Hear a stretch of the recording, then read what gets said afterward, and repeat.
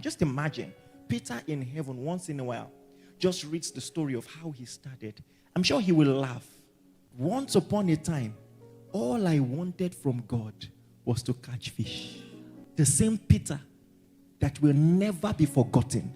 All generations will read about him, learn about him, but once upon a time, all he wanted. Sometimes the problem is our desire.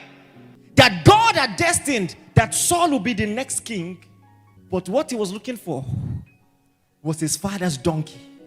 His father's donkey. He goes to church, but not to discover the will of God, but because he had a problem.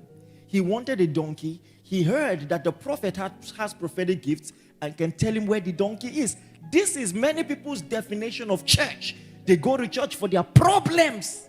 And the prophet is like, you know what? Stay the weekend, I will tell you. And at the end, the man who came for a donkey is asked to kneel, and oil is poured on his head. You have to understand, the king in those days owned every cattle in the land. You came looking for one donkey. God wants to give you everything. Don't you understand? You are looking for survival. God wants to give you a legacy. Don't you understand?